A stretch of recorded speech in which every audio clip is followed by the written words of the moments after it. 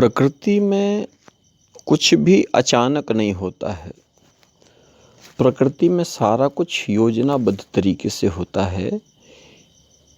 जैसे पहले बीज में अंकुर फूटेगा, फिर उसके बाद में उसमें पत्तियां निकलेंगी, फिर थोड़ा उसमें आकार उसका बढ़ेगा, फिर उसमें टहनी, फिर डाली, ठीक है, फिर उसके बाद में तना, फिर उसके बाद में फिर फूल, फल, ऐसा आकार बढ़ता जाएगा। कुल मिलाकर कुछ भी अचानक नहीं होता, सारा योजनाबद्ध। इसी तरीके से हमारे जीवन में भी परमात्मा ने, चाहे हम उसको किसी रूप में कोई भी नाम दें, कहते हैं ना, कोई पुकारे किसी नाम से, लेकिन परमात्मा तो एक है। जो परम सत्ता है, परम शक्ति है, वो एक है। उसे आप किसी नाम से बुलाएं, भाव की बात है। तो कुल मिलाकर मुख्य बात यह है कि परमात्मा कोई काम झटके में नहीं करते हैं। ये मानवों का काम है, मानव प्रवृत्ति है एक झटके में करना। लेकिन परमात्मा का सारा काम बड़ा डिसिप्लिन, अनुशासित है पूरा काम परमात्मा का।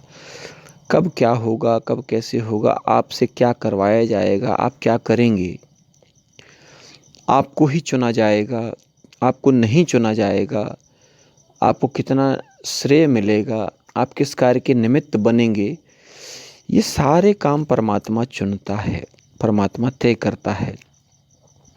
हम स्वीकारें ना स्वीकारें, हम चाहें करना ना करना चाहें।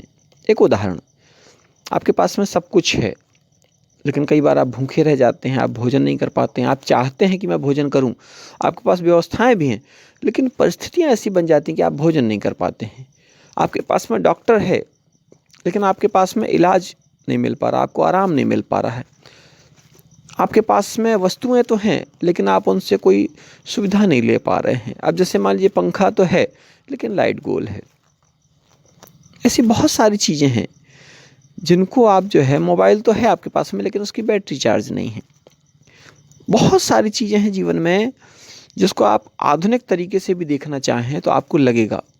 एक बात हम हमेशा कहते हैं, और ये परमात्मा की प्रेरणा से ही हमारी हर बात परमात्मा की प्रेरणा है। मेरे पास मेरा कोई ज्ञान नहीं है, जो प्रेरणा देता है वही हम आप तक पहुंचाने का प्रयास करते हैं। जैसे डाकिया काम होता है ना, कि डाकिया चिट्ठी लेकर आता है, उसमें डाकिया कोई रोल नहीं होता है कि क्या लिखा है, अच्छी खबर है, बुरी खबर है।